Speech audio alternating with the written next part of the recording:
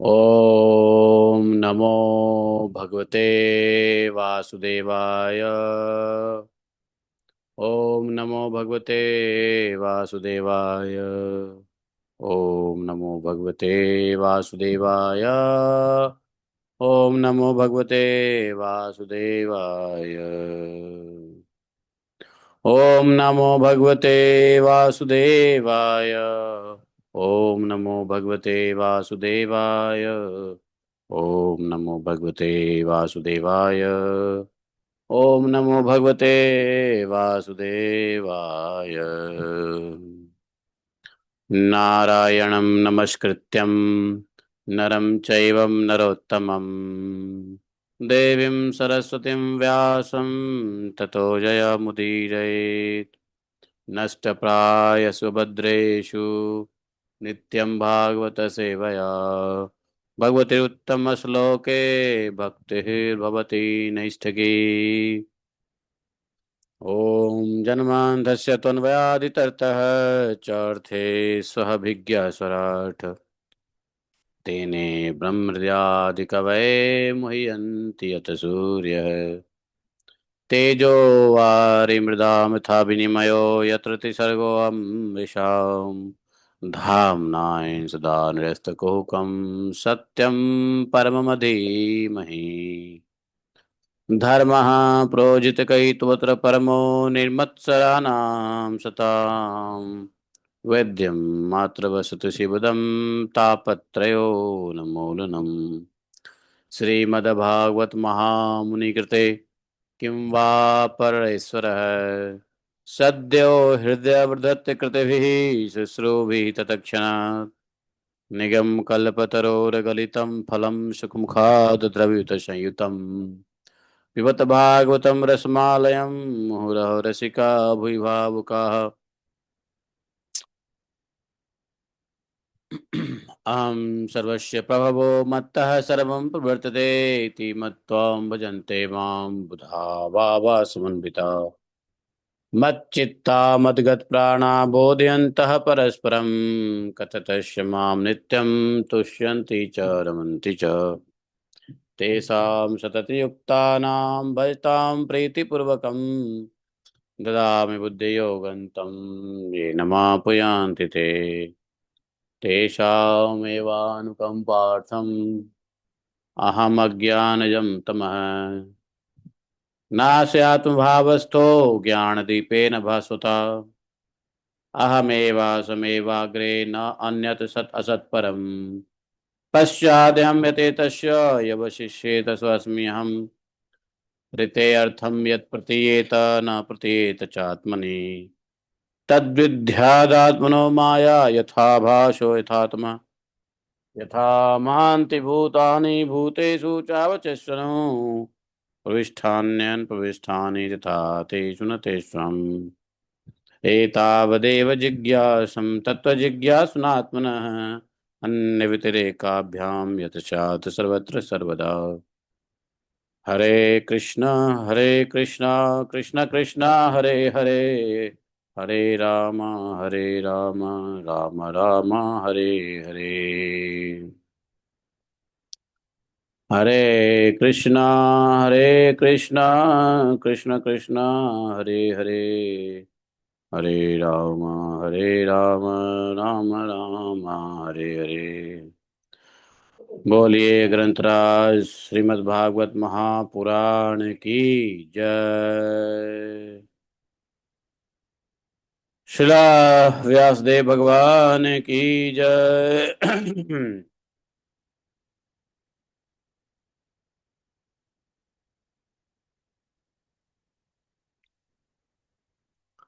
शिला सुखदेव गोस्वामी महाराज की जय।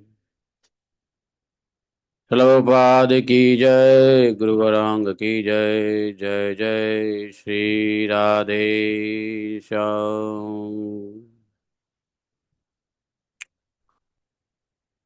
हरे कृष्णा। तो आज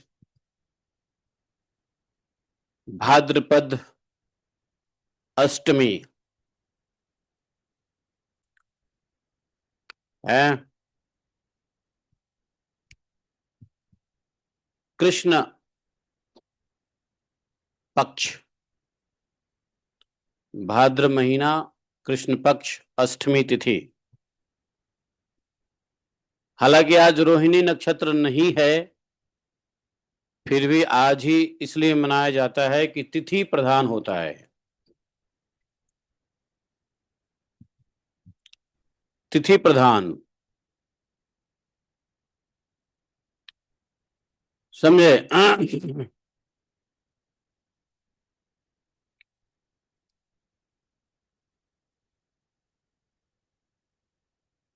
और तिथि प्रधान होने की वजह से अष्टमी जो तिथि लगता है उसी दिन उपवास, और उसी दिन की रात्रि में 12 बजे तक का उपवास और अभिषेक होता है। नक्षत्र प्रधान नहीं है, इसलिए तिथि प्रधान है। समझे? अगर नक्षत्र प्रधान होता तो यह कल मनाई जाती, क्योंकि कल है रोहिणी नक्षत्र। पर रोहिणी नक्षत्र प्रधान नहीं होता है, तिथि प्रधान होने से आज ही मनाया जाएगा जन्माष्टमी।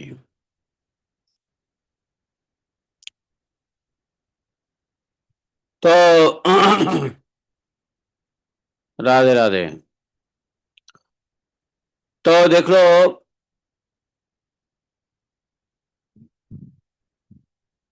हर संवत्सर में आज के दिन ही भगवान का अवतरण होता है, और आज के दिन महान दिन है सबके लिए। ऐसा नहीं है कि सिर्फ वैष्णवों के लिए, शिव भक्तों के लिए भी, दुर्गा भक्तों के लिए भी, शक्ति के भक्तों के लिए भी, सभी प्रकार के उपासकों के लिए आज कृष्ण जन्माष्टमी का महत्व है। और सब, हर कोई करता है, चाहे वैष्णव हो या ना हो। जब भक्ति में नहीं थे तब भी जन्माष्टमी की बहुत क्रेज तो रहती है, और सब जगह जन्माष्टमी मनाया जाता है, इर्रिस्पेक्टिव ऑफ संप्रदाय, कास्ट, क्रीड, और चाहे किसी भी पंथ मत का हो।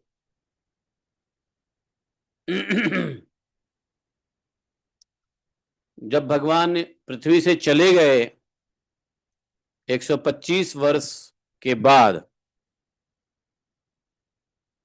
तो वहां से कलयुग का प्रारंभ हुआ, जिसको कली संवत कहते हैं। कली संवत, संवत बहुत हैं, शक संवत, विक्रम संवत, गुजराती संवत, क्रिश्चियन संवत, कली संवत नहीं, विक्रम संवत।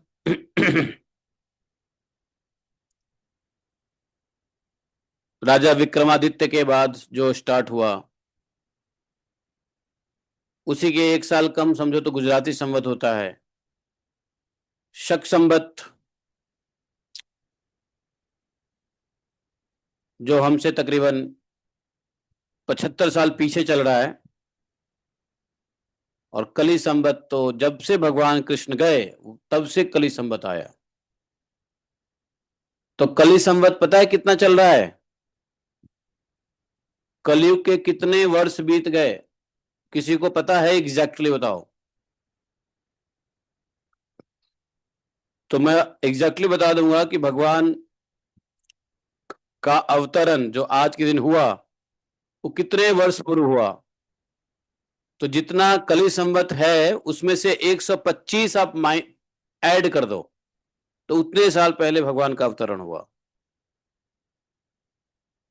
आवाज आ रही है सबको? नहीं आ रही है?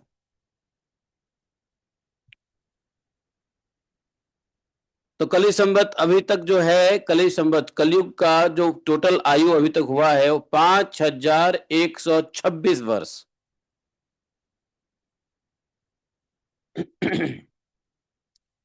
तो 5126 में 125 साल ऐड कर दो, कितना होता है जी?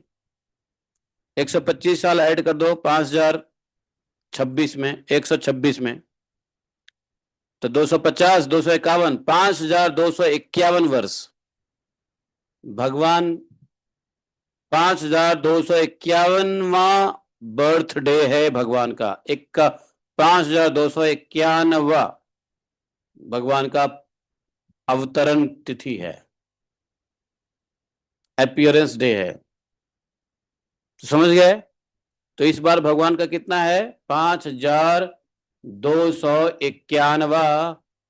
Happy birthday to Krishna. समझे? एग्जैक्टली यही है, इसमें कोई संदेह मत करो, यही है, यही नंबर ऑफ ईयर्स है।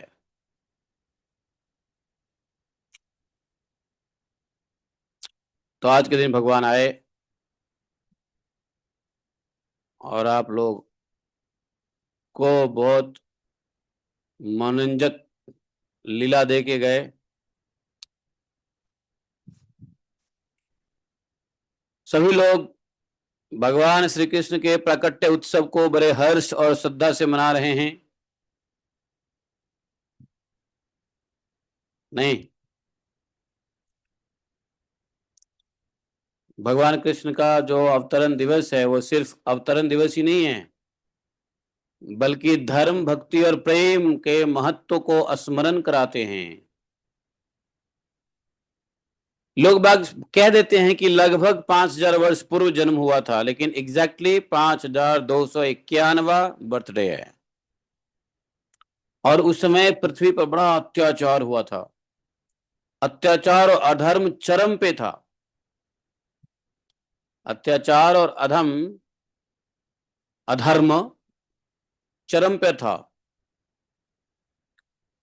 ब्रह्मा जी सभी देवताओं के साथ भगवान की प्रार्थना किए। पहले तो पृथ्वी देवी गए ब्रह्मा जी के पास देवताओं के साथ, और पृथ्वी देवी को लेकर के ब्रह्मा जी गए भगवान के पास। भगवान ने कहा ठीक है, पृथ्वी का भार उतारने के लिए मैं आऊंगा।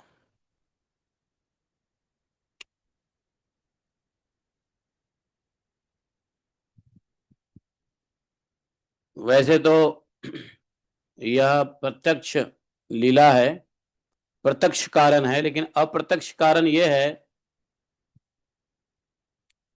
कि पृथ्वी को सेवा करूंगा या पृथ्वी से सेवा लूंगा। भगवान के भक्त हैं पृथ्वी, और भक्त तो एक ही तत्व, भक्त तत्व एक ही है। तो इसलिए जितने भी भगवत भक्त हैं सबका उद्धार, सबको इच्छा की पूर्ति।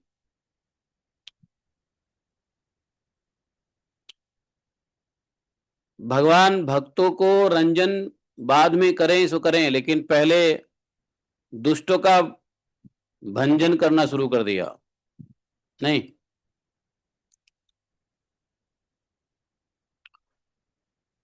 भगवान का अवतरण एक प्रिजन हाउस में हुआ, कारागृह में।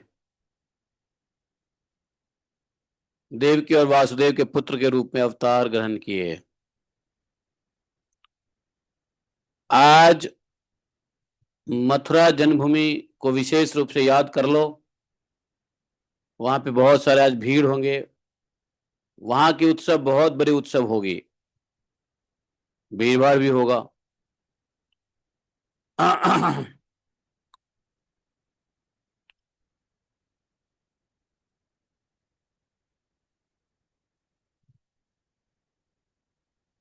बचपन से ही देखो, पृथ्वी के भार हल्का करने लग गए।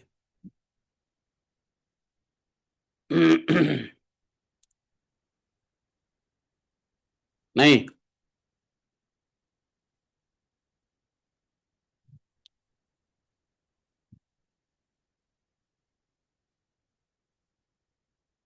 तो आज आप लोग भगवान के जन्म की कथा लीला विस्तार से यत्र तत्र मिल जाएगा, उसको सुन लीजिएगा। हम लोग एक मंत्र आज पढ़ते हैं, विशेष मंत्र जो जन्म के दिन पढ़ना चाहिए।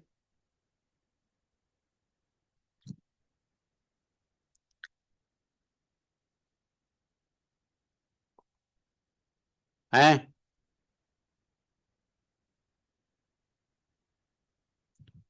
तो पहले सर्वदेव स्वरूप भगवान का प्रणाम मंत्र है, कारागृहे वसते लक्ष्मी, कर मध्य सरस्वती, कर मूले स्थितो ब्रह्मा, प्रभाते कर दर्शनम। गुरुः ब्रह्मा गुरुः विष्णु गुरुः देवो महेश्वरः, गुरुः साक्षात् परं ब्रह्म तस्मै श्री गुरवे नमः। श्री कृष्णाय वासुदेवाय हरे परमात्मने प्रणतक्लेशनाशाय गोविंदाय नमो नमः। माता पितृगुरुं नित्यं वन्दे धर्मवत्सलम्, तेषां प्रसादादेव सर्वसिद्धि भविष्यति। अब भगवान कृष्ण का स्पेशल प्रणाम मंत्र है, जो आज बर्थडे पे बड़े हृदय से प्रणाम कर लीजिए। बोलिए सबके सब, वसुदेव सुतम देवम कंस चाणूरमर्दनम देवकी परमानंदम कृष्णं वंदे जगद्गुरुम। वासुदेव सुतम देवम कंस चाणूरमर्दनम देवकी परमानंदम कृष्णं वंदे जगद्गुरुम। वासुदेव सुतं देवं कंस चाणूरमर्दनम देवकी परमानंदम कृष्णं वंदे जगद्गुरुम।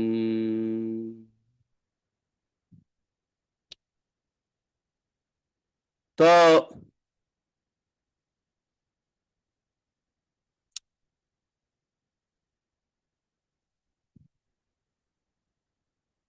नित्य भगवान की स्मरण तो होती ही है।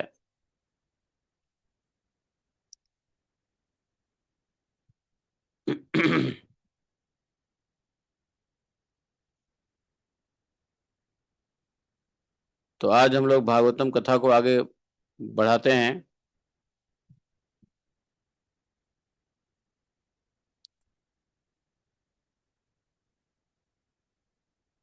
आज जिसको जैसा क्षमता हो उपवास कर लेना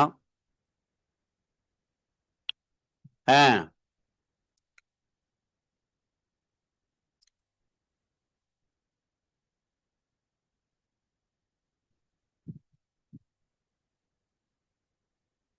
5वें अध्याय हम लोग, नहीं, पंचदशोध्याय, 15वां अध्याय, एकादश स्कंद के 15वां अध्याय, भिन्न भिन्न सिद्धियों के नाम और लक्षण। सभी सिद्धियां भगवान के ही होते हैं। सभी सिद्धियों के ईश्वर सिद्धेश्वर भगवान ही हैं।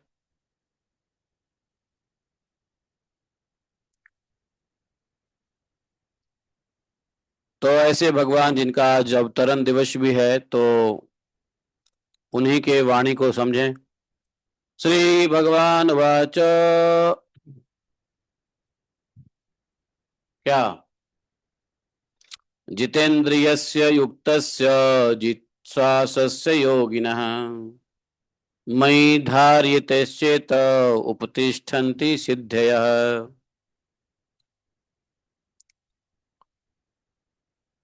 उद्धववाच,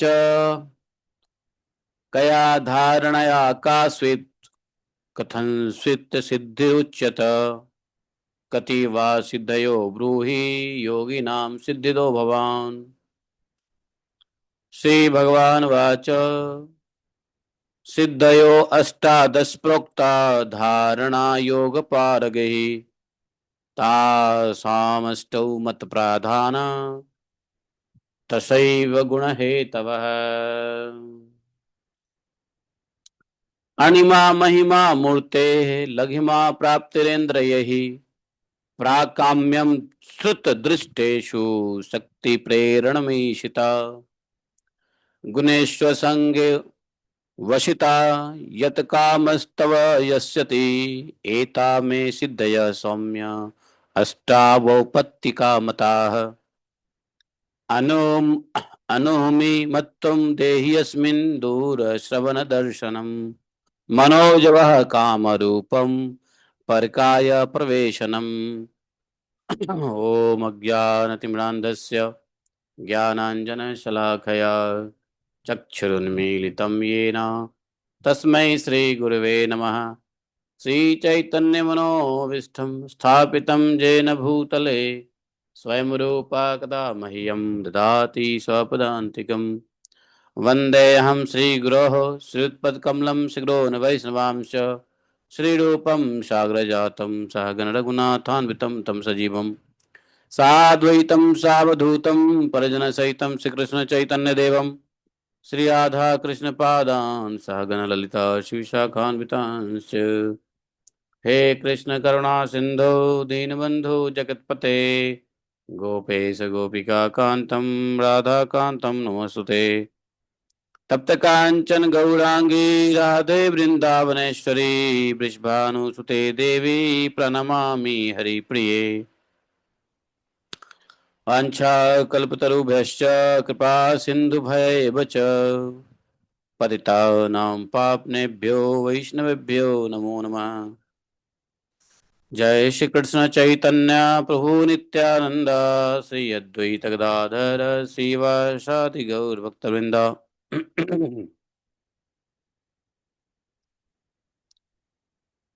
हरे कृष्णा कृष्ण कृष्ण हरे हरे हरे राम राम राम हरे हरे। आज ऐसा लग रहा है कि भगवान का जन्म हुए 125 साल हो गए और इसी साल भगवान अब पृथ्वी छोड़ के जा रहे हैं और जाने से पहले उद्धव को उपदेश दे रहे हैं। तो इसका मतलब जब उद्धव को उपदेश देते हैं तो वो 125वें साल में होते हैं। भगवान की आयु पृथ्वी पे नरलीला में 125 साल हो गया होता है और 125वें साल के आखिरी दिनों में 125 साल के अंतिम दिन में ये उद्धव और भगवान कृष्ण के बीच का संवाद चल रहा है। अब यहां से भगवान पलायन कर जाएंगे। आज जन्म दिवस भी है। अब भगवान पृथ्वी छोड़ के जाने वाले भी हैं। उससे पहले उद्धव जी को यह प्रवचन दे रहे हैं, उपदेश दे रहे हैं। कल हम लोगों ने महाभारत में भगवान के जो वाहन है गरुड़, उनका आविर्भाव कल हुआ है। गरुड़ जी का जन्म कल हुआ महाभारत में। तो आज 12 मैं बता देता हूं वरना बाद में भूल जाऊंगा। यदि हो सके तो जिसने मथुरा में जन्मभूमि का दर्शन किया है, आप में से सबने किया है मथुरा में जन्मभूमि का दर्शन, या जिसने नहीं किया है तो फोटो शोटो देख लो। और जिसने गर्भगृह में जाके दर्शन किया हो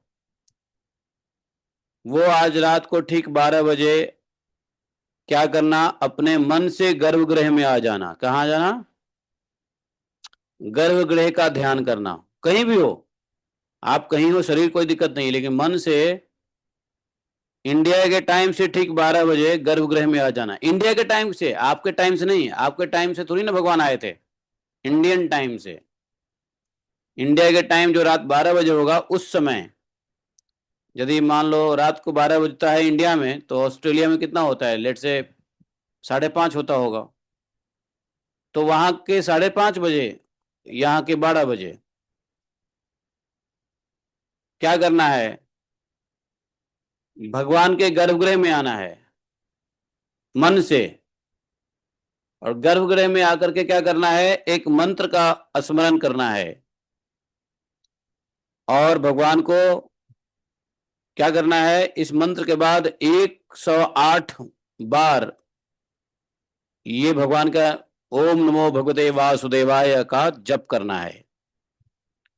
तो पहले आपको बता दूं, गर्भगृह प्रणाम मंत्र बता दूं। गर्भगृह स्थितम देवम विश्वनाथम जगतपतिम प्रणम्य शिरसा भक्त्या नयामि शरणम हरिम। ये मंत्र का स्मरण करना है। आप मन से आएंगे मथुरा गर्भगृह में, जहां भगवान का जन्म हुआ, जो अभी सिंबॉलिक तौर पे है। और इस मंत्र को ठीक 12 बजे भारतीय समय पे स्मरण करना है और भगवान को प्रणाम करना है। समझ गए? मंत्र याद रहेगा। गर्भगृह स्थितम देवम विश्वनाथम जगतपतिम प्रणम्य शिरसा भक्त्या नयामि शरणम हरिम। और इस प्रकार से 108 बार ओम नमो भगवते वासुदेवाय का ध्यान पूर्वक मंत्र जप कर लीजिए। उसके बाद आप, भगवान का जात संस्कार होता है, भगवान आते हैं उसके बाद जात संस्कार कर्म होता है अगले दिन। उसी समय नहीं होता है, अगले दिन होता है। लेकिन फिर आप अभिषेक कर रहे होते हैं तो ठीक है, ऐसा करना उचित रहेगा।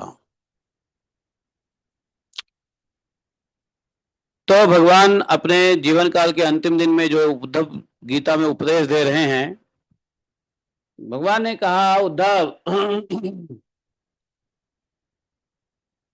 जितेंद्रियस्य युक्तस्य जित श्वासस्य योगिनः। जब साधक इंद्रियें, प्राण और मन को अपने वश में करके अपना चित्त मुझ में लगा लेता है, मेरी धारणा करने लगता है, तब उसके सामने बहुत सी सिद्धियां उपस्थित होती है। ध्यान से सुनो। जब साधक इंद्रिय, प्राण और मन को वश में कर लेता है, तो पहले बताया कि इंद्रियों को कैसे वश में करना है, हम लोगों ने समझ लिया था। कैसे इंद्रिय भागता रहता है और हम उसको खींच के लाते हैं, तो इंद्रियों को वश में करना है। और प्राण को कैसे वश में करना है, तो भगवान ने बता दिया, नाड़ी शोधन प्राणायाम 10 बार करो, सुबह दोपहर शाम 3 बार, तो आपका प्राण वश में हो जाएगा 1 महीने के अंदर में। और जब प्राण इंद्रिय वश में हो गया तो मन कहां जाएगा? मन तो इंद्रियों में फंसा होता है, इंद्रियों को खींच लिया और प्राण उसको कान पकड़ के लाएगा, तो मन भी वश में हो जाएगा। जब प्राण इंद्रिय वश में हो गया तो मन आसान हो जाता है वश में होना। नहीं समझे? तो ये तीनों चीजें बहुत आसान है, इंद्रिय, प्राण और मन को, बशर्ते भगवान के द्वारा बताए गए तरीकों को हम जो कंटेम्प्ररी समझ चुके हैं कि कैसे इंद्रियों को वश में करना चाहिए। तो पहले आइडेंटिफाई करना पड़ेगा कैसे इंद्रिय वश में नहीं है। कल परसों हम लोग ने डिस्कस किया था कि कैसे इंद्रिय वश में नहीं है, कैसे इंद्रिय भागने की कोशिश करता रहता है। नहीं तो जब ये तीनों काम करके चित्त भगवान में लगा देते हो, जैसे ही चित्त में लगाओगे और भगवान, जैसे पहले कह चुके हैं कल कि क्या करना है, 10 बार प्राणायाम करके क्या करना है, भगवान के किसी अंग में लगाना है। पहले ध्यान में ओंकार का ध्यान, उसके बाद ओंकार के बाद भगवान के किसी अंगों में लगा करके ध्यान करना है।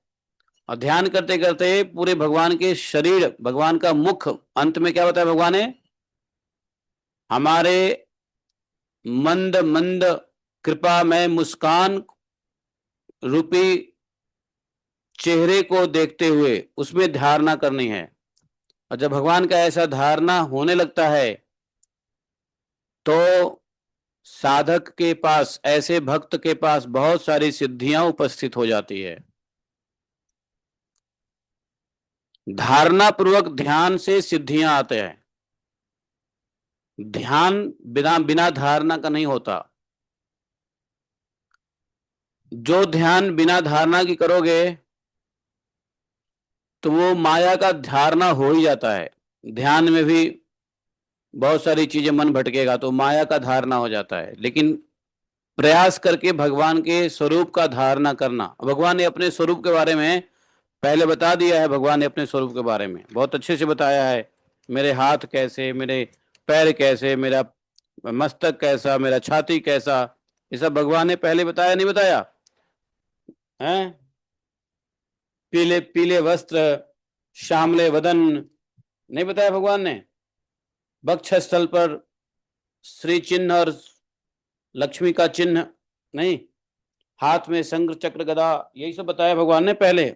वनमाला लटक रहे हैं, नहीं?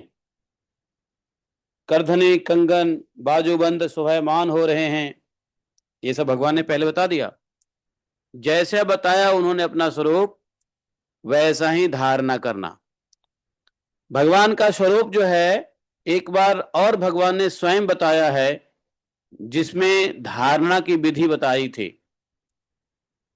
धारणा और ध्यान की विधि कपिल देव भगवान ने माता देवहूति को बताया था कि भगवान के अंग संग पे कैसे ध्यान करना है। तो पैर से लेके सर तक, और फिर राधा रानी के सर से लेके पैर तक कपिल देव जी ने बताया था भागवतम में। यहां भगवान स्वयं,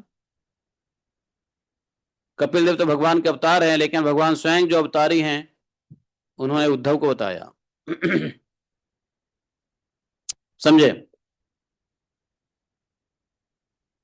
तो जब भगवान के इस प्रकार ध्यान कर लेने, धारणा युक्त ध्यान होने से, समाधि की स्थिति आने से पहले ही बहुत सारी सिद्धियां उपस्थित हो जाती है। उद्धव जी बोले,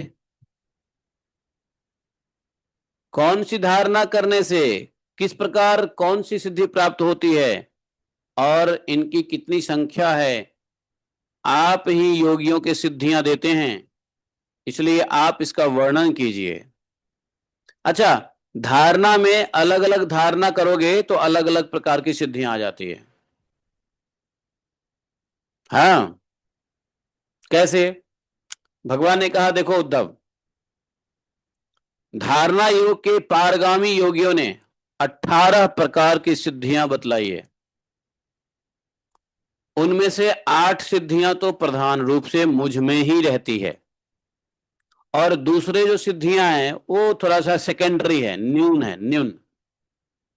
लेकिन जो प्राइमरी 8 सिद्धियां हैं वो मुझ में ही रहती है। और 10 सत्व गुण के विकास से भी मिल जाती है। उनमें 3 सिद्धियां तो शरीर की है,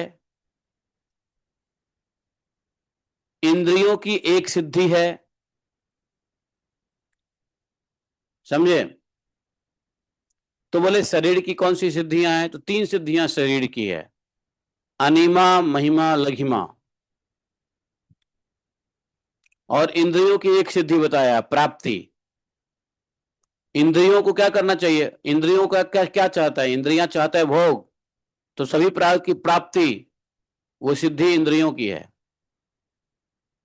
लौकिक पारलौकिक पदार्थों की इच्छा के अनुसार अनुभव करने वाली सिद्धि प्रकाम्य है।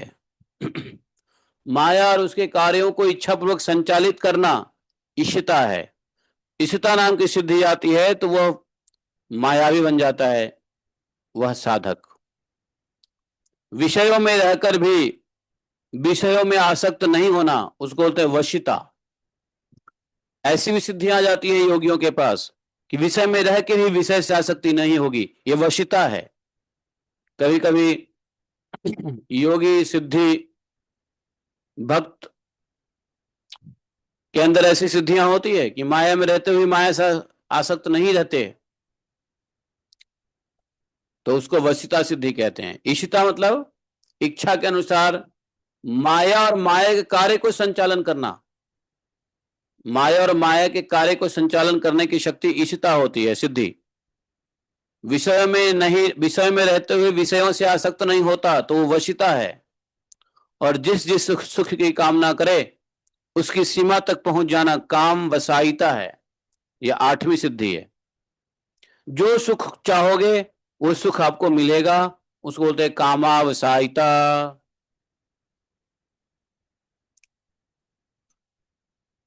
ये आठों सिद्धियां मुझ में स्वभाव से रहती है। तो आठ अष्ट सिद्धि, यही अष्ट सिद्धि सबसे महत्वपूर्ण है। अष्ट सिद्धि नव निधि के दाता भगवान है। तो अनिमा, महिमा, लघिमा, प्राप्ति, प्रकाम्य, इशिता, वशिता और कामा साइता, ये आठ सिद्धियां हो गई।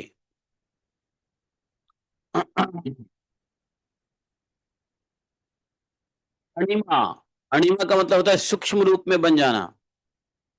महिमा का होता है भारी हो जाना। लघिमा का मतलब होता है हल्का हो जाना। तो हल्का से हल्का, भारी से भारी और सूक्ष्म से सूक्ष्म, ये तीन शरीर के सिद्धियां हैं, अनिमा, महिमा, लघिमा।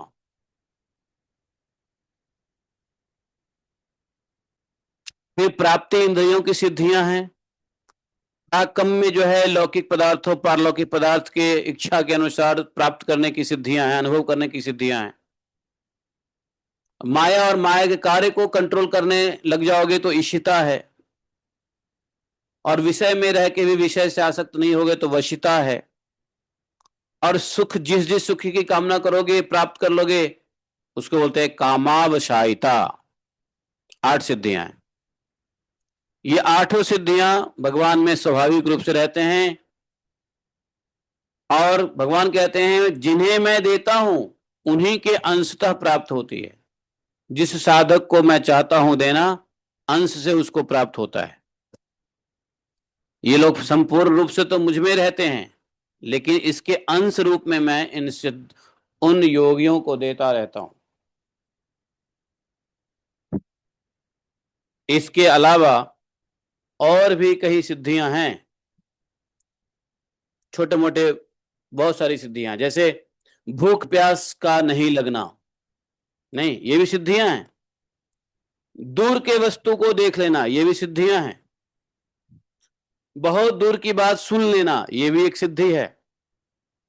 मन के साथ ही शरीर का उस स्थान पे पहुंच जाना, मन सोचा कि शरीर वहां पहुंच गए, ये भी एक सिद्धि है जो नारद जी को प्राप्त है। जो इच्छा हो वही रूप बना लेना, यह भी सिद्धि है। बड़े बड़े ऋषि मुनियों को सिद्धि प्राप्त हुई है, अपनी इच्छा के अनुसार रूप बना लेना।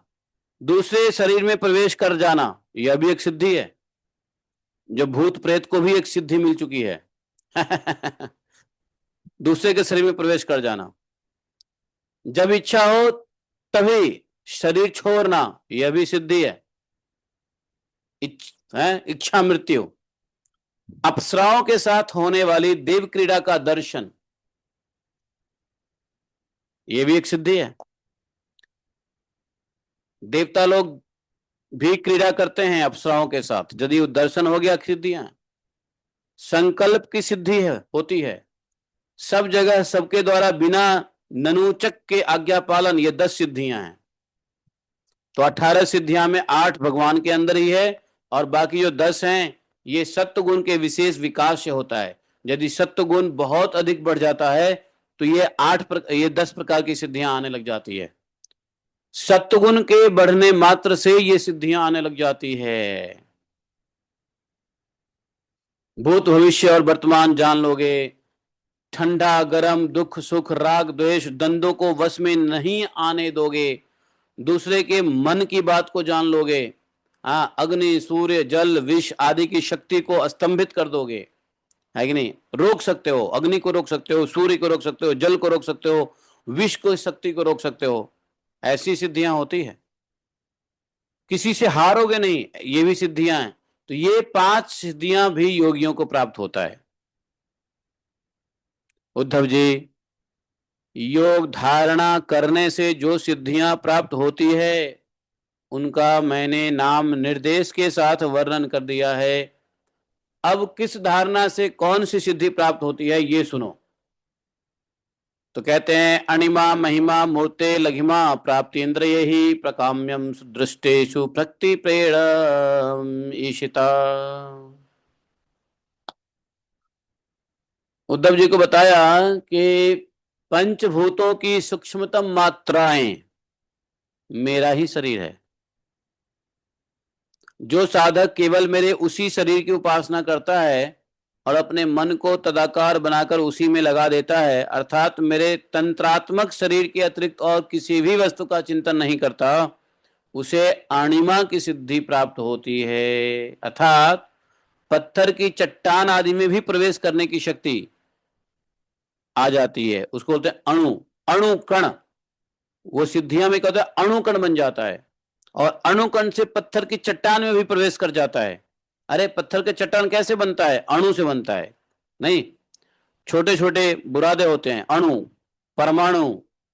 तो अणु जैसा भी वह व्यक्ति हो सकता है, ऐसे अणिमा अर्थात अणुता की प्राप्ति हो जाती है। कैसे? जब भगवान के सूक्ष्म शरीर पर अगर कोई उपासना करता है तो, केवल भगवान के सूक्ष्म शरीर पे उपासना करता है तो सूक्ष्म कर शरीर क्या है बोला, पंच महाभूत की मात्राएं जो है सूक्ष्म शरीर है। तो मात्राएं क्या है, ये मात्रा क्या है?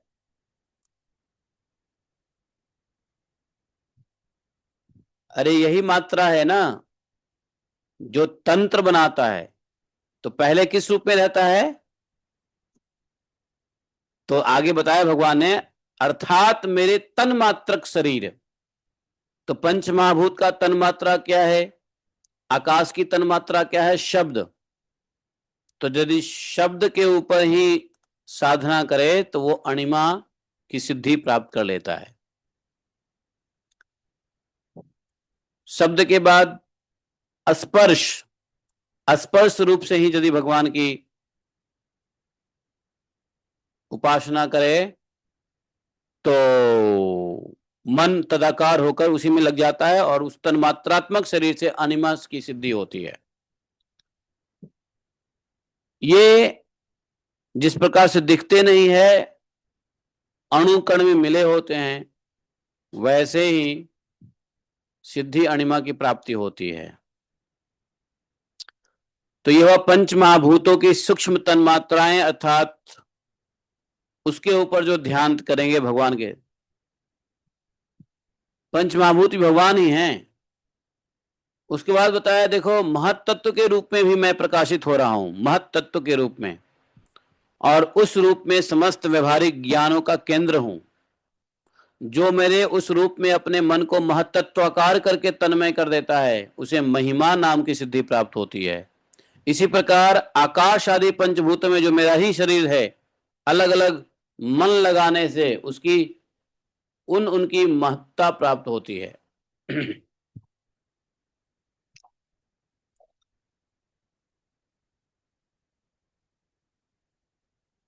तो इस सिद्धि को महिमा कहते हैं। जो योगी साधक वायु इत्यादि चार भूतों के परमाणुओं को मेरा यह रूप समझकर चित्त में तदाकार कर लेता है, वायु, अग्नि, जल और पृथ्वी, वायु आदि चार भूत अर्थात यही है। तो जो आकाश में वो महिमा अणिमा, आकाश की तन्मात्रा में ध्यान देता है तो अणिमा, आकाश में ध्यान करता है तो महिमा, और बाकी चार भूतों में यदि भगवान का ध्यान करता है तो लघिमा, और उसे परमाणु रूप काल के समान सूक्ष्म वस्तु बनने की सामर्थ्य प्राप्त हो जाती है लघिमा में। जो सात्विक अहंकार को मेरा स्वरूप समझकर मेरे उसी रूप में चित्त की धारणा करता है, वह समस्त इंद्रियों का अधिष्ठाता हो जाता है। अब जो सात्विक अहंकार को मेरा स्वरूप समझकर, तो सात्विक अहंकार क्या है?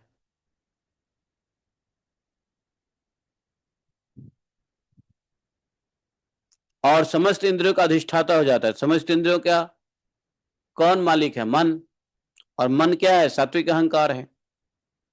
तो मन से भगवान की जो चित्त, मन में जो भगवान के चित्र लगाते हो, अर्थात मन में ही भगवान की चिंतन करने वाला भक्त को कौन सी सिद्धि प्राप्त होती है? प्राप्ति, प्राप्ति नामक सिद्धि प्राप्त होती है। जो पुरुष भगवान के महत्त्व अभिमानी सूत्रात्मा में अपना चित्त स्थिर करता है, उसे मुझ अव्यक्त जन्मा सूत्रात्मा की प्रकाम्य नाम की सिद्धि प्राप्त होती है। प्रकाम्य में जो जैसा इच्छा अनुसार सभी भोग प्राप्त कर लेता है, और जो त्रिगुणमयी में जो त्रिगुणमयी माया के स्वामी मेरे काल स्वरूप विश्व रूप का धारण करता है, वह शरीरों और जीवों को अपने इच्छा अनुसार प्रेरित करने की सामर्थ्य प्राप्त कर लेता है। वह जिससे जो काम चाहेगा वो करवा लेगा। इसी सिद्धि का नाम है ईशित्व। और जो योगी मेरे नारायण स्वरूप में, जिसे तूर्य और भगवान भी कहते हैं, मन लगा देता है, मेरे स्वाभाविक गुण उसमें प्रकट होने लग जाते हैं, उसे वशिता नाम की सिद्धि प्राप्त होती है। निर्गुण ब्रह्म भी मैं ही हूं। भगवान कृष्ण ने कहा कि निर्गुण ब्रह्म भी मैं ही हूं। जो निर्मल मन मेरे इस ब्रह्म स्वरूप में स्थिर कर लेता है, उसे परम आनंद स्वरूपनी कामावशायिता नाम की सिद्धि प्राप्त हो जाती है। अर्थात कामावशायिता सिद्धि प्राप्त होती है तो सारी कामनाएं पूर्ण हो जाती है, सारी कामनाएं समाप्त हो जाती है, पूर्ण होकर समाप्त होती है। उद्धव जी, मेरा यह रूप जो श्वेत द्वीप का स्वामी है, अत्यंत शुद्ध और धर्ममय है, जो उसकी धारणा करता है, वह भूख प्यास जन्म मृत्यु शोक मोह इन 6 उर्मियों से मुक्त हो जाता है और उसे शुद्ध स्वरूप की प्राप्ति होती है।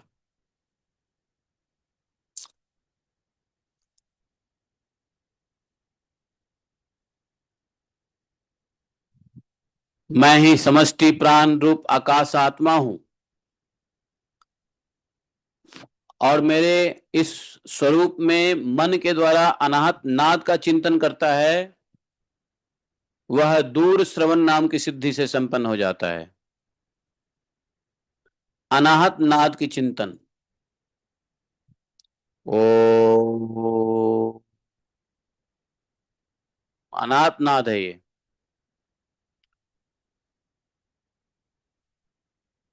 और आकाश में उपलब्ध होने वाली विविध प्राणियों की बोली सुन समझ सकता है। पृथ्वी में तो दूर दूर की आवाज सुन लेगा, लेकिन आकाश में भी यदि कोई बोल रहा है तो वो ही सुन लेगा, अर्थात आकाशवाणी सुन सकता है। जो योगी नेत्रों को सूर्य में और सूर्य को नेत्रों में संयुक्त कर देता है, और दोनों के संयोग से मन ही मन मेरा ध्यान करता है, उसकी दृष्टि सूक्ष्म हो जाती है और दूरदर्शन नामक सिद्धि प्राप्त होती है। दूर की वस्तु भी देखने लग जाता है।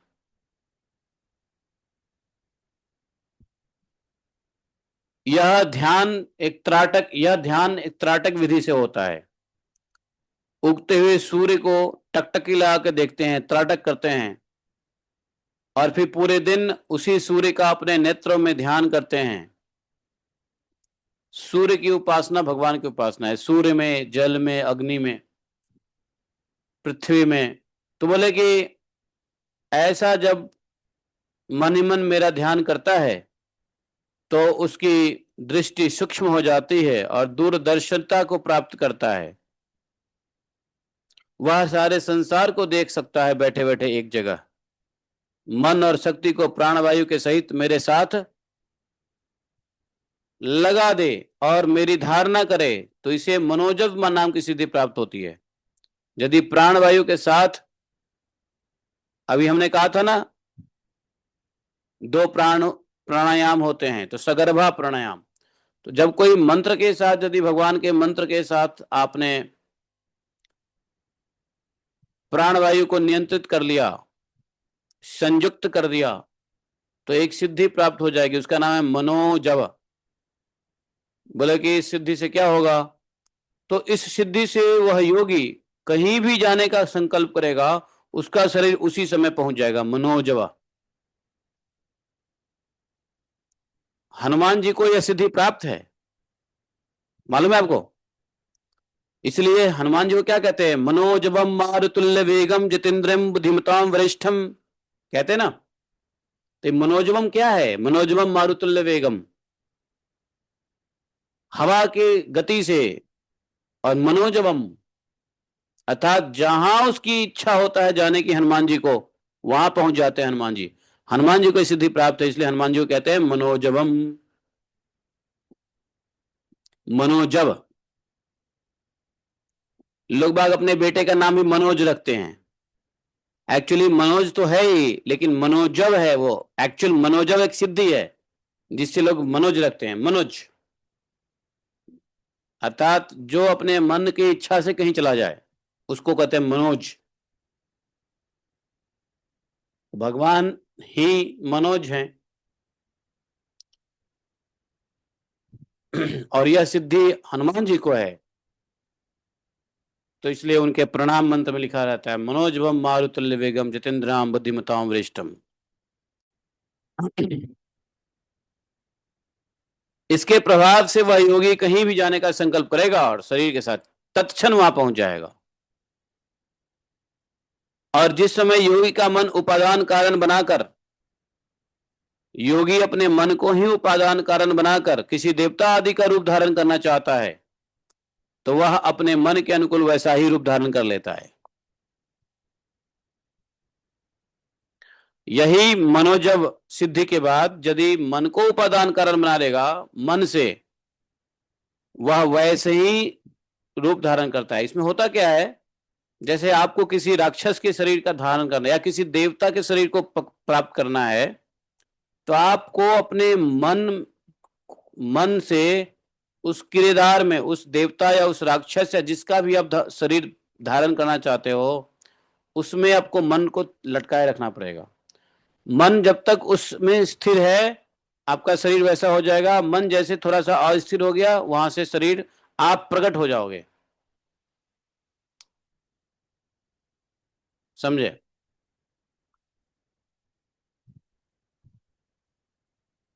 ऐसे बहुत सारे राक्षसों को भी ऐसी सिद्धियां मिली हुई है, जैसे पूतना को मिली थी। पूतना भी क्या किया, भगवान भगवान ने सबसे पहले पूतना को ही जन्म के साथ ही अगले दिन सुबह सुबह पूतना को मार दिया भगवान ने। नहीं, अगले दिन मारा, नंदोत्सव हो गया उसके बाद मारा नहीं पूतना को भगवान ने। अगले दिन तो नंदोत्सव हो गया, उसके बाद पूतना आई। तो पूतना एक सुंदर स्त्री के भाव में अपने मन को अनुकूल किया, और जब भाव को उस मन के उसी रूप में अनुकूल कर दोगे मन को, तो वह रूप प्राप्त हो जाता है। और जैसे ही भगवान ने पूतना का स्तन को काट डाले, तो उसका मन विचलित हो गया और मन उस सुंदर स्त्री को शरीर धारण से हट गया, इसलिए पूतना अपने स्वरूप में आ गई, है ना? ऐसा होता है। तो जब तक मन रहेगा, भाव करेगा, तो वह रूप धारण कर सकता है। यह एक सिद्धि है। आप लोग ट्राई मत करना इन सिद्धियों के लिए। हैं?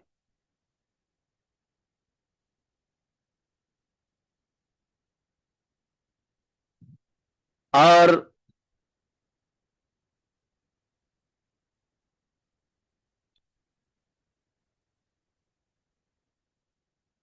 जो योगी दूसरे शरीर में प्रवेश करना चाहे, वह ऐसी भावना करे कि मैं उसी शरीर में हूं।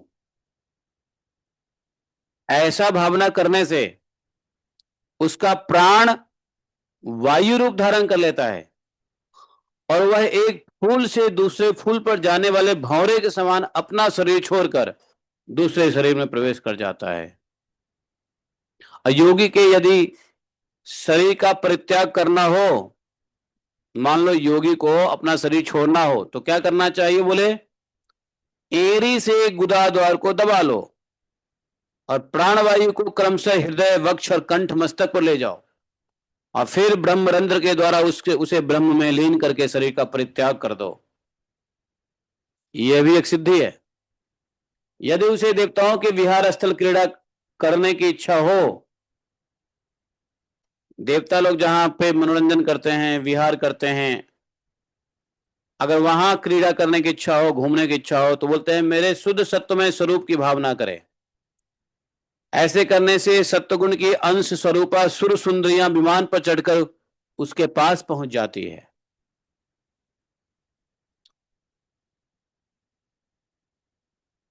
जिस पुरुष ने मेरे सत्य संकल्प स्वरूप में अपना चित्त स्थिर कर दिया है, उसी के ध्यान में संलग्न है, वह अपने मन से जिस समय जैसा संकल्प करता है, उसी समय उसका वह संकल्प सिद्ध हो जाता है।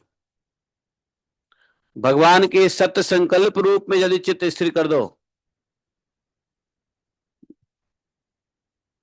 जैसे सत्य नारायण के ऊपर ध्यान करने लग जाओ, तो उससे उस संकल्प की सिद्धि हो जाती है।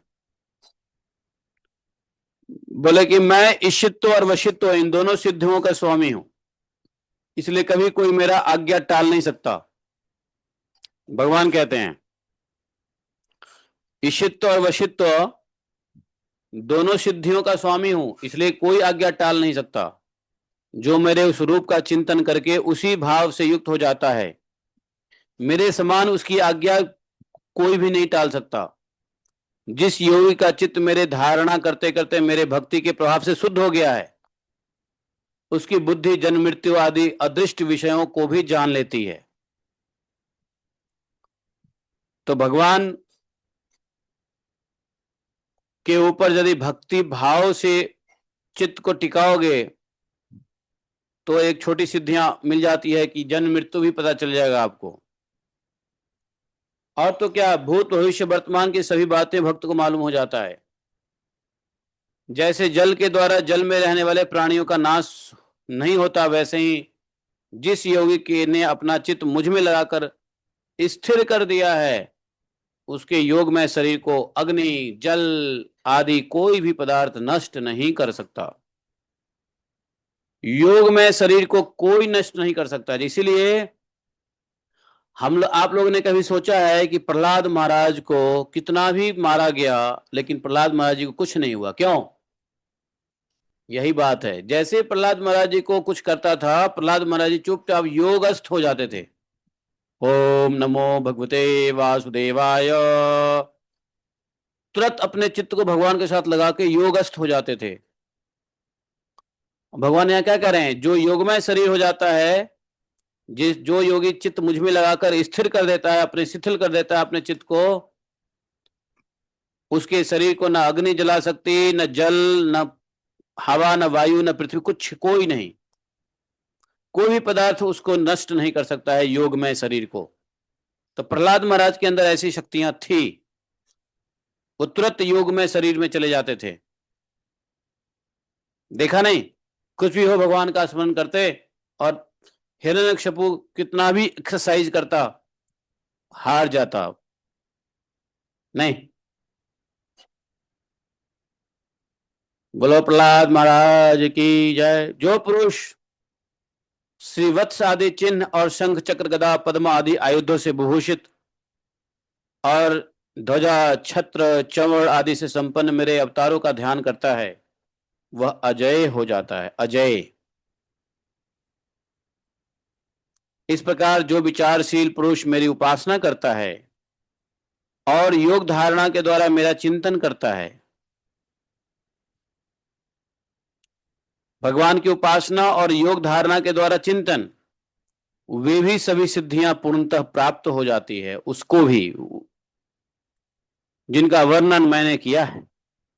उद्धव जी, जिसने अपने प्राण मन और इंद्रियों पर विजय प्राप्त कर ली है, जो संयमी है और जो मेरे ही स्वरूप का धारण कर रहा है, उसके लिए ऐसी कोई भी सिद्धि नहीं है जो दुर्लभ हो। सभी सिद्धियां उसको प्राप्त होती है जो मन प्राण इंद्रियों पर विजय प्राप्त करके हमारे स्वरूप को ही धारणा करता है, अर्थात भगवान के मुखमंडल का ही दर्शन करता रहता है ध्यान में। उसके लिए कोई सिद्धियां असंभव नहीं है, सारी सिद्धियां प्राप्त हो जाती है। किंतु श्रेष्ठ पुरुष कहते हैं कि जो लोग भक्ति योग और ज्ञान योग आदि उत्तम योग का अभ्यास कर रहे हैं, जो मुझसे एक हो रहे हैं, उनके लिए इन सिद्धियों का प्राप्त होना एक विघ्न ही है। भगवान ने सब कुछ बता दिया। लेकिन उसके बाद यह बता रहे हैं कि ये जितनी सिद्धियां हैं ये सब भक्ति योग के मार्ग में विघ्न है, क्योंकि इसके कारण व्यर्थ ही उनके समय का दुरुपयोग होता है। इस संसार में जन्म, औषधि, तपस्या, मंत्र आदि के द्वारा जितनी सिद्धियां प्राप्त होती है वे सभी योग के द्वारा मिल जाती है, किंतु योग की अंतिम सीमा क्या है? मेरे सारूप्य, सालोक्य आदि की प्राप्ति बिना मुझे चित्त लगाए किसी भी साधन से नहीं प्राप्त हो सकती है। जब तक भगवान में चित्त नहीं लगाओगे तब तक भगवान का सारूप्य, सालोक्य, सानिध्य इत्यादि की प्राप्ति नहीं होगी, किसी भी साधन से नहीं होगी। तो ब्रह्मवादियों ने बहुत से साधन बतलाए हैं, क्या? योग, सांख्य, धर्म, ज्ञान उनका, और समस्त सिद्धियों का एकमात्र मैं ही हेतु, मैं ही स्वामी, मैं ही प्रभु हूं। सभी सिद्धियों का हेतु कारण मैं हूं, स्वामी मैं हूं, प्रभु मैं हूं। बोले जैसे स्थूल पंचभूतों में बाहर भीतर सर्वत्र सूक्ष्म पंचमहाभूत ही हैं, और सूक्ष्म भूतों के अतिरिक्त स्थूल भूतों की कोई सत्ता नहीं है, वैसे ही मैं समस्त प्राणियों के भीतर दृष्टा रूप से और बाहर दृश्य रूप से स्थित हूं। मुझ में बाहर भीतर का भेद भी नहीं है, क्योंकि मेरे अंदर कोई आवरण नहीं है, मैं निरावरण हूं। आवरण आवरण है ही नहीं, ये कपड़े की आवरण, ये चमड़े की आवरण, त्वचा की आवरण, कोई आवरण नहीं है। भगवान करे मेरे लिए कोई आवरण नहीं है, कोई पर्दा नहीं है। मैं बाहर और भीतर दोनों हूं, दृष्टा के रूप में, बाहर भी देखता हूं, भीतर भी देखता रहता हूं।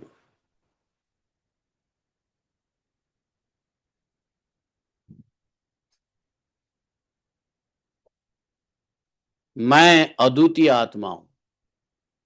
अद्वितीय आत्मा अर्थात मेरे जैसा कोई दूसरा है ही नहीं। जन्म औषधि तपो मंत्र ही यावतीर्ह सिद्धयः योगे नाप्नोति ताः सर्वे न अन्य योग गतिम ब्रजे सर्वासामपि सिद्धीनां हेतुः पतिरहं प्रभुः अहं योगस्य सांख्यस्य धर्मस्य ब्रह्मवादिनां। देखो, जो बात भगवान ने कहा है वही बात पतंजलि योग सूत्र में भी कहा है। जन्म, औषधि है, ये क्या? हाँ, तो ये तो पहले बता दिया ना हमने। जन्म, औषधि, तपस्या, मंत्र।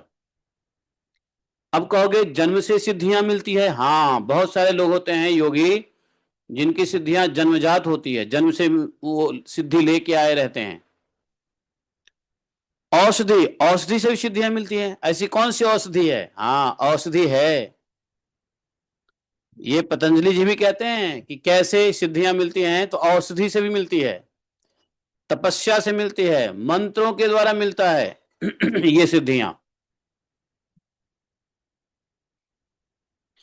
और भगवान कह रहे हैं जो जन्म, औषधि, तपस्या, मंत्र इत्यादि से सिद्धियां मिलती है वो सभी सिद्धियां हमारे ऊपर ध्यान करने से मिल जाती है, अर्थात ध्यान योग से मिल जाती है। बोलेंगे तपस्या ध्यान योग नहीं है? नहीं, तपस्या थोड़ा सा अलग है। औषधि में क्या होता है? औषधि में क्या होता है, लोग खा लेते हैं। जैसे मान लो एक भांग है, भांग, तो आप क्या करो, भांग का एक नेचर है। आप में से किसी ने भांग खाया है तो बताऊं, भांग नहीं खाया है तो आप लोग नहीं समझ पाओगे इस बात को। किसी ने भांग खाया है आज न कल? कभी भांग खाया पूर्व में, भूतकाल में कभी किसी ने भांग खाया हो, भांग के नशे का अनुभव किया हो? नहीं किया हो, अच्छी बात है। औषधि में क्या होता है, नशीली औषधि ली जाती है। और क्या होता है, भांग उसके अंदर एक प्रधान है। तो भांग में क्या होता है कि भांग खा लो और नशा चढ़ने से पूर्व जिस चीज का आप ध्यान करने लगोगे ना, आपका ध्यान उसी में टिक जाएगा।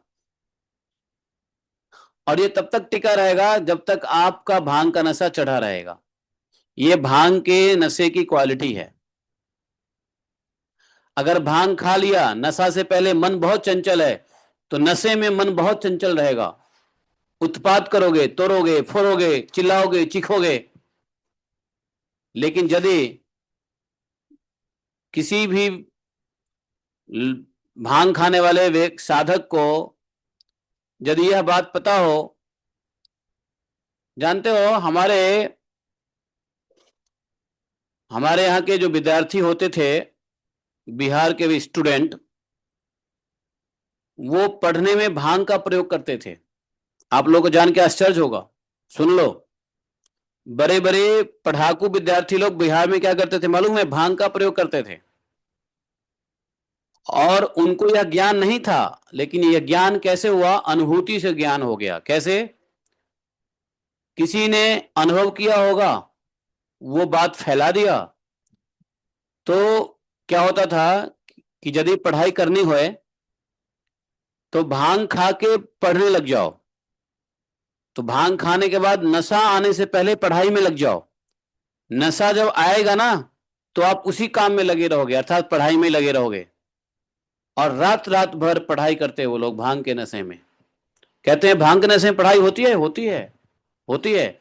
उसमें ध्यान और धारणा शक्ति बढ़ जाता है। ऐसे भांग एक छोटी सी औषधि है, वैसे बहुत सारे औषधि हैं हिमालय में, जो हिमालय के योगी लोग उसका प्रयोग करते थे भगवान के ध्यान में। जैसे औषधि खा लिया और आराम से बैठ गए भगवान के ध्यान में, और जब उस औषधि का नशा चढ़ा तो भगवान के ध्यान में ही बैठे हुए हैं। और जब तक नशा रहेगा तब तक ध्यान होगा। नशा टूटेगा, फिर नशा खाएगा, फिर भगवान के ध्यान में चला जाएगा। ऐसे भी योग सिद्धियां मिलती है। इसी औषधि की वजह से ये साधु लोग ने चिलम, गाजा, भांग खाना शुरू कर दिया। भैरव तंत्र में, योग शास्त्र में, हठ योग प्रदीपिका में, और जितने भी योग शास्त्र है सब में इस बात का जिक्र है। यहां तक कि पतंजलि ने भी लिखा है औषधि के बारे में, औषधि से भी कैसे सिद्धियां मिलती है। आप पतंजलि के योग सूत्र में देखोगे तो आपको पता चलेगा। वह श्लोक मुझे याद नहीं है, लेकिन पतंजलि योग सूत्र कहाँ पर है? कहीं तो रखा हुआ है, मिल जाए तो मैं बताऊं आपको वह श्लोका। बहुत अच्छा श्लोका है। ओ, मिल गया योग सूत्र। ओए ओए, योग सूत्र तो मेरे पास में ही है। आहा, ये देखो, पतंजलि योग दर्शन। ये बात मैं बहुत पहले पढ़ा था, इसलिए मुझे याद है। लेकिन हाँ, क्या बात करते हो? जैसे मैं निकाला ठीक वैसे ही निकल गया सामने में, देखो। हैं? तुरंत निकल के आ गया।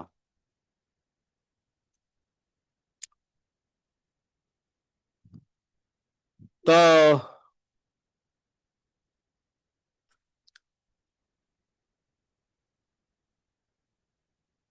उन्होंने एक सूत्र दिया है।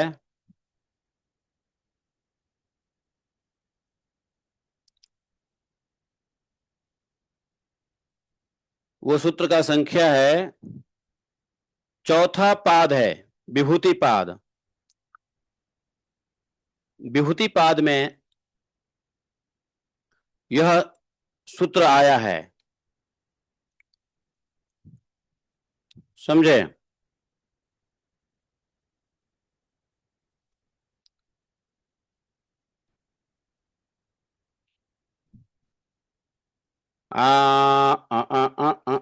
ये जो है सूत्र है,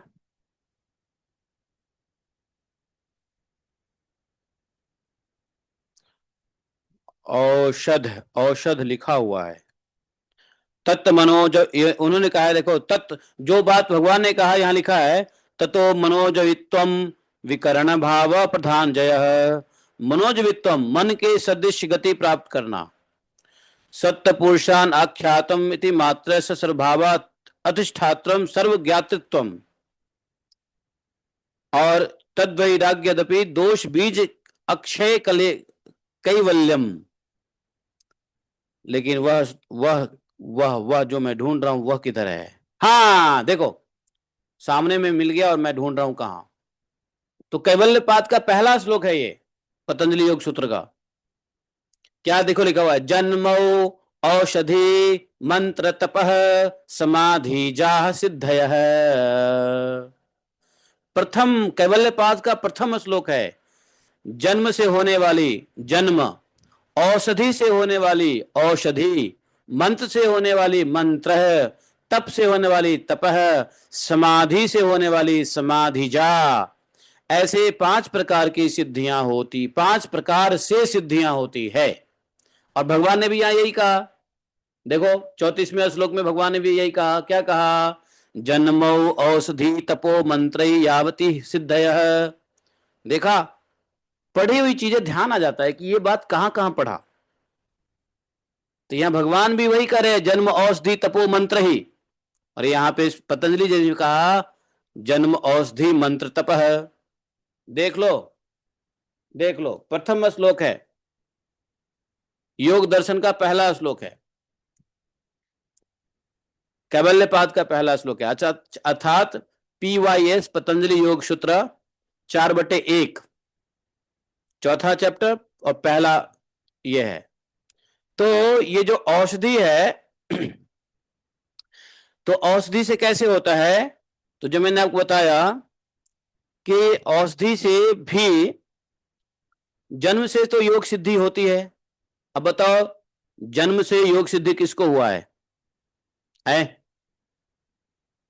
जब प्राणी मरकर एक योनि से दूसरी योनि में जाता है, तब उसके प्रारब्ध के अनुसार शरीर इंद्रिय चित्त का परिवर्तन होता है और उसके अपूर्व शक्ति का प्रादुर्भाव होता है।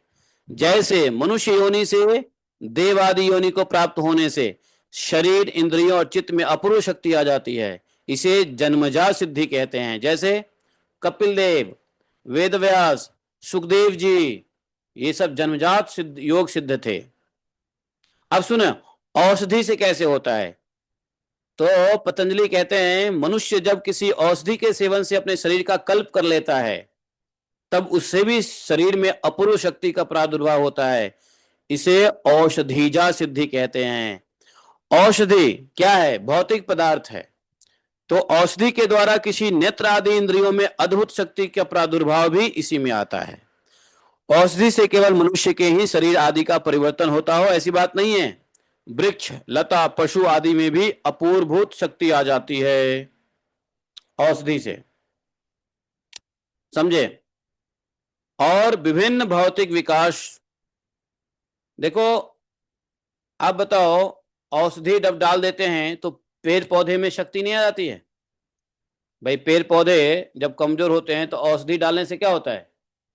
उसमें शक्ति आ जाती है। भाई 2 प्रकार की औषधि डालते हैं किसान लोग। एक तो डालते हैं जो कीड़ा उड़ा हो मर जाए, और दूसरा औषधि, दूसरे प्रकार के फर्टिलाइजर्स डालते हैं जो पैदावार को बढ़ाए, अर्थात फसल को मजबूत बनाए। तो समझ गए? तो ये औषधि से सिर्फ मनुष्य ही नहीं, एक सेकेंड, हाँ, हरे कृष्णा, हरे कृष्णा, हरे कृष्णा, हरे कृष्णा। हाँ जी, हाँ बोलिए बोलिए, कौन बोल रहे हैं? राधे, कौन? हाँ हाँ बोलिए।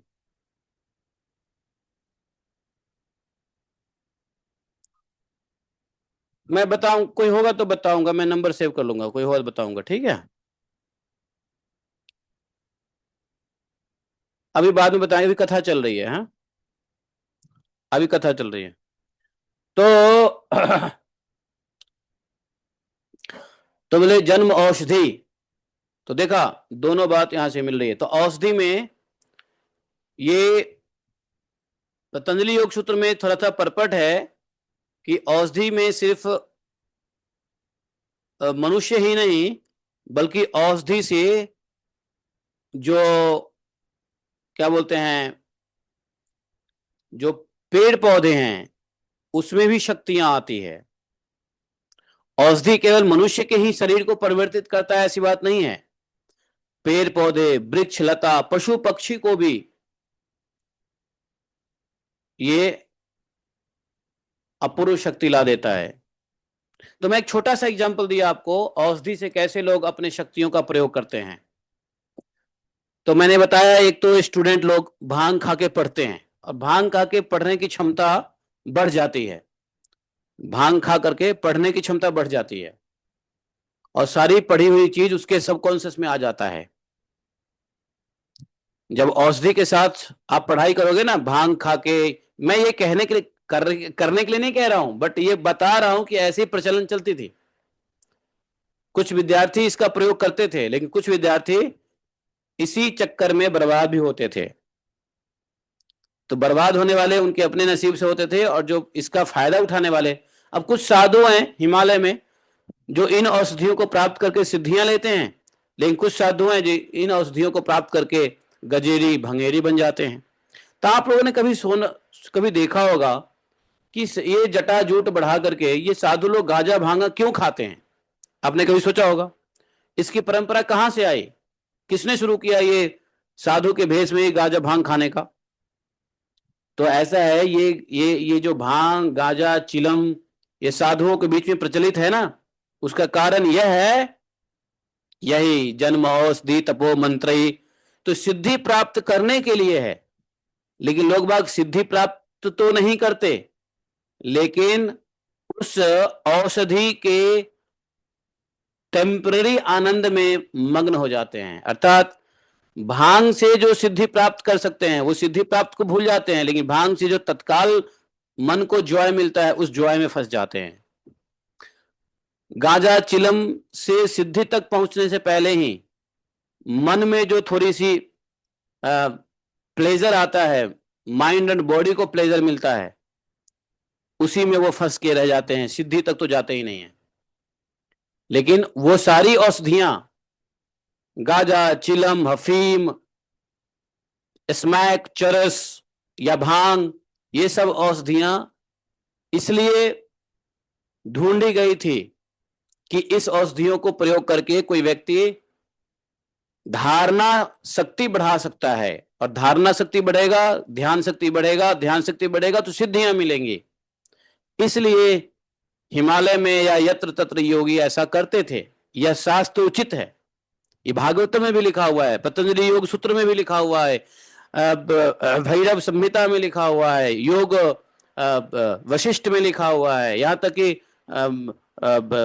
तक कि जो अपना योग के ग्रंथ है ना घरंड संहिता उसमें मेंशन है।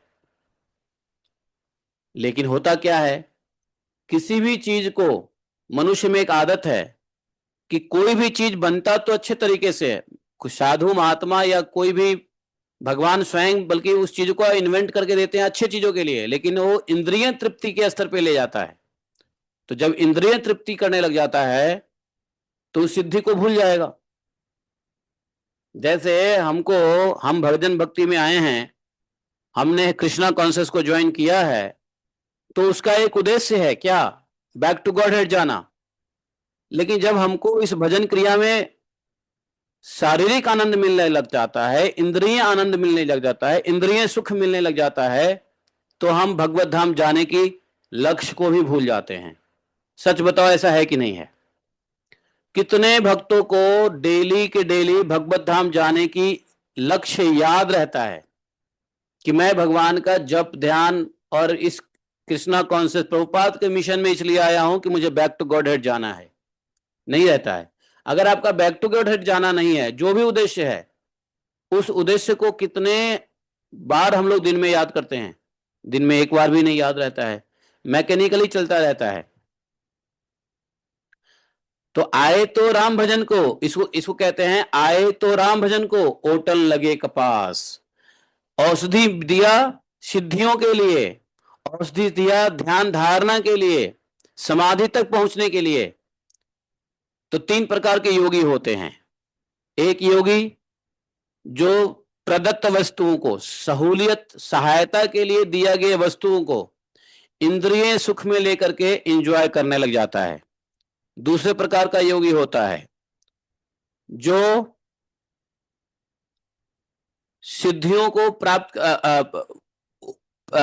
उपलब्ध वस्तुओं को प्रयोग करके वह ध्यान धारणा तक, धारणा से ध्यान तक पहुंचता है और फिर वहीं तक रह जाता है। तीसरे प्रकार के योगी होते हैं जो ध्यान के आनंद से ऊपर उठ करके समाधि के स्तर पर जाकर के भगवान में तल्लीन हो जाते हैं, सारूप्य, सालोक्य, सायुज्य, इस प्रकार के स्तर पे चले जाते हैं। तो एक वो जो सिद्धि से पहले इंद्रिय तृप्ति में लग गए, एक वो जो सिद्धि लेकर के सिद्धि में फंस गए, और एक वो जो सिद्धि को। तो तीसरा जो योगी है, तीसरा जो भक्त होता है वो चतुर होता है। वो तो न तो थोड़े से इंद्रिय सुख में फंसता है और अपना मार्ग भी नहीं भूलता है इंद्रिय सुख के चक्कर में, आगे बढ़ता है, उसको सिद्धि मिलती है, सिद्धि के चक्कर में भी नहीं फंसता है, वो आगे बढ़ता जाता है और अंत में समाधि से तदाकार हो जाता है, भगवत तदाकार हो जाता है। तो ये तीन प्रकार के योगी हैं। एक जो सिद्धि मिलने से पहले इंद्रिय सुख में फंस के चला गया, दूसरा इंद्रिय सुख में नहीं फंसा तो सिद्धि में जाके फंस गया, और तीसरा न इंद्रिय सुख में फंसा न सिद्धि में फंसा, वो सीधा भगवान के ध्यान के सहायता से भगवान के समाधि में चला गया और वहां जाकर के वो भगवान के साथ सालोक्य, सायुज्य, सारूप्य, सामीप्य, इस प्रकार के भगवान ने जो योग का लक्ष्य दिया है उस लक्ष्य को प्राप्त कर लेता है। समझ गए? तो ये तीनों प्रकार के योगी हैं। तो जैसे हम लोग आए थे कृष्णा कॉन्शस में भगवत प्राप्ति करने के लिए, लेकिन जब यहां आए तो पता चला बहुत बढ़िया प्रसाद है, बहुत बड़ा डांसिंग है, बहुत बढ़िया हिप हॉप है, महाप्रसाद गोविंदे, मटर पनीर खूब चल रहा है, चलो यही जीवन है। भूल गए कि हमको क्या करना है, इंद्रिय संयम नहीं किया और इंद्रियों को भक्ति के नाम पे खूब जो है ना बढ़िया बढ़िया कपड़ा पहनना, बढ़िया बढ़िया जगह घूमना, बढ़िया बढ़िया ये करना, बढ़िया बढ़िया वो करना, फिर लक्ष्य को भूल गए। समझे? और लक्ष्य को भूल जाते हैं। फिर लक्ष्य को जब भूलते हैं तो क्या होता है मालूम है? न तो साधना की शक्ति बढ़ा पाते और न ही लक्ष्य को नित्य प्रति स्मरण कर पाते। लक्ष्य को नित्य प्रति स्मरण कर लो कि हम आए थे भगवत प्रेम के लिए, तो सुबह में एक बार याद करो मुझे भगवत प्रेम के लिए भजन कर रहा हूं, भगवत प्रेम के लिए मैं भक्ति स्वीकार किया है। एक बार दोपहर को याद कर लो, एक बार शाम को याद कर लो। देखो, स्मरण, अपने लक्ष्य के स्मरण मात्र से आपके अंदर, हमारे अंदर ऊर्जा बढ़ जाएगी उस लक्ष्य तक पहुंचने के लिए। हम थकते क्यों हैं? क्योंकि लक्ष्य को भूलते हैं। जो व्यक्ति लक्ष्य को नहीं भूलेगा वो थकेगा नहीं, वो लक्ष्य की स्मरण शक्ति उसके लिए औषधि का काम करेगा।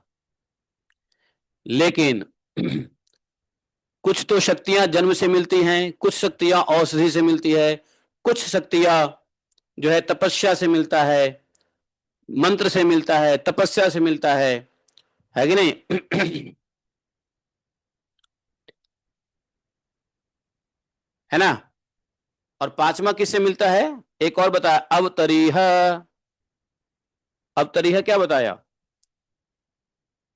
वो, हाँ, अवतरीह अर्थात, अवतरीह अर्थात तुरीयावस्था, समाधि। यहां भगवान ने मंत्र ही यावतरीह, तो यहां पे उन्होंने समाधि की बात बताया। योग की अंतिम सीमा समाधि होती है। योग का अंतिम स्तर क्या है? समाधि है। समाधि क्या है? भगवान के साथ सारूप्य हो जाना, संलग्न हो जाना इत्यादि, अर्थात भगवान में चित्त लगा देना, यही समाधि है। ये अंतिम उपाय है। उसी को यहाँ पे समाधि जाहा, भगवान ने समाधि शब्द का प्रयोग नहीं किया है। भगवान ने जो प्रयोग किया है वो अंतिम अवस्था, मंत्र ही यावत इह, यहां पे बोल दिया है। तो देखो कितना सिमिलरिटी है पतंजलि योग सूत्र और भगवान के भागवत के बातों में, है कि नहीं है? अब चूंकि गलती से हमने पढ़ लिया योग सूत्र तो हमको याद आ जाता है कि नहीं? कि कितना सटीक बात भगवान बता रहे हैं, कितना सटीक बात भगवान पतंजलि भी बताया है। तो आप समझ गए, ये इसलिए मैं रुक के बताया कि बहुत सारी चीजें हैं दुनिया संसार में, तो औषधि भी एक तरीका है, लेकिन औषधि का मिस यूज हो रहा है, जिसको एडिक्शन कह दिया, तो वो एडिक्शन हो गया। था काम के लिए लेकिन उसको एडिक्शन बना लिया, और इसलिए औषधि से समाधि तक पहुंचने की सिस्टम बर्बाद हो गया, अर्थात बदनाम हो गया, है कि नहीं? औषधि से समाधि तक पहुंचने की सिस्टम बर्बाद कर दिया, बदनाम कर दिया लोगों ने। क्यों? क्योंकि इसको एडिक्शन रूप में ले लिया, ड्रग्स एडिक्शन के रूप में ले लिया। बल्कि ये सारी चीजें बड़ी उत्तम लक्ष्य की प्राप्ति के लिए बनी हुई थी। समझ गए? तो ये मत समझो कि ये जो चरस गांजा अफीम ये सब बना हुआ है, एलएसडी, ये सब बेकार की चीजें थी, नहीं, इसके प्रयोग थे, लेकिन लोगों ने इसको अपने सेंस ग्रेटिफिकेशन पे ले लिया और बदनाम कर दिया इन चीजों को। लेकिन जो भगवान के भक्त है, उनको किसी प्रकार की औषधि लेने की जरूरत नहीं पड़ती है। क्यों? क्योंकि डिवोशनल सर्विस में, भक्ति योग में, भक्ति ही सबसे बड़ा औषधि है, भक्ति ही सबसे बड़ा नशा है। प्रभुपाद जी जब गए तो लोगों को यही कहा ना कि भाई तुम जो एलएसडी ले रहे हो इसमें तो तुम भटक गए हो, लेकिन तुमको जितना इसमें नशा है उससे अधिक नशा वस्तु में दे दूं तो तुम उसको ग्रहण करोगे? तो सबने कहा जी हाँ, क्यों नहीं। नशेड़ी को बहुत अधिक से अधिक नशा वाली वस्तु की इच्छा होती है। प्रभुपाद जी ने यही कह दिया, इससे भी अधिक टॉक्सिन्स तुमको मिलेगा, इंटॉक्सिकेंट मिलेगा। और सबको प्रभुपाद जी ने भक्ति का जो इंटॉक्सिकेंट है वो किसी भी औषधि में नहीं है। कोई भी औषधि इंटॉक्सिकेटेड नहीं है जितना भक्ति है। भक्ति का इंटॉक्सिकेशन किसी को लग गया वो छोड़ नहीं सकता है, लगना चाहिए बस, भक्ति का रंग चढ़ना चाहिए बस। तो औषधि से भी बहुत अधिक जो है वो भक्ति में है। भक्ति में जितना ध्यान लगता है वह योग की ध्यान की पद्धति में ध्यान नहीं लगता है। यही भगवान यहां कह रहे हैं कि योग सांख्य और धर्म बहुत से साधन बतलाए हैं, लेकिन सभी सिद्धियों का एकमात्र हेतु प्रभु मैं हूं। मैं बाहर भीतर भी हूं, दृष्टा हूं, सूक्ष्मभूत हूं, मेरे लिए कोई आवरण नहीं है। मैं दृश्य रूप से स्थित हूं, आई एम द सीयर। बाहर भीतर में मेरे लिए कोई भेद नहीं है, कोई आवरण नहीं है, मैं अद्वितीय आत्मा हूं। यह कहकर के भगवान का यह अध्याय समाप्त हो जाता है। अब अगले अध्याय में भगवान से उद्धव प्रश्न करेंगे। क्या गजब प्रश्न है, इस प्रश्न को कल पढ़ेंगे, ठीक है? भगवान यही, उद्धव जी यही प्रश्न करेंगे कि अच्छा आप अद्वितीय हो, अनावरण हो, आवरण के बिना हो, तो फिर आपकी प्राप्ति कैसे की जाए, है कि नहीं? तो चलो इसके प्रश्न कर लेंगे उद्धव जी का अगला प्रश्न, और उद्धव गीता के अंतर्गत हम लोग आज ही यहां पे समाप्त करते हैं, ठीक है? 16वें अध्याय के लिए कल हम लोग फिर से इकट्ठे होंगे और श्रवण करेंगे। 16वें अध्याय में भगवान अपने विभूतियों का वर्णन करेंगे। योग सिद्धि के ऊपर बढ़ोगे तो भगवान की विभूतियां दिखती है। योग सिद्धि में जो फंस गया वो विभूति नहीं देख पाता है, तो इसलिए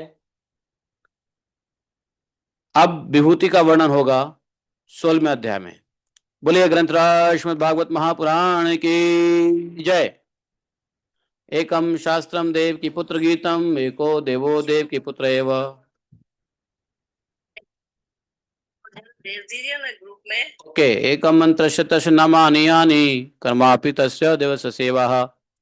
तमेव माता च पिता त्वमेव त्वमेव बन्धुश्च सखा त्वमेव त्वमेव विद्या द्रविणं त्वमेव त्वमेव मम सर्वं देवदेवः। कृष्णाय वासुदेवाय हरे परमात्मने प्रणतक्लेशनाशाय गोविन्दाय नमो नमः। हे कृष्ण करुणा सिंधो दीनबंधो जगत्पते गोपेश गोपिका कांतम राधा कांतम नमोस्तुते। तप्त कांचन गौरांगे राधे वृंदावनेश्वरी वृषभानुसुते देवी प्रणमामि हरिप्रिये। वाञ्छाकल्पतरुभ्यश्च कृपा सिन्धुभैव च पतितानां पावनेभ्यो वैष्णवेभ्यो नमो नमः। जय श्री कृष्ण चैतन्य प्रभु नित्यानंद श्री अद्वैत गदाधर श्रीवासादि गौर भक्तवृंद। हरे कृष्ण कृष्ण कृष्ण हरे हरे हरे राम राम राम हरे हरे। हरे कृष्णा। ठीक है। Any question? No question. समय हो गया है माता जी। जयति ते अधिकं जन्मना व्रज शयत इंदिरा शाश्वतत्र हि।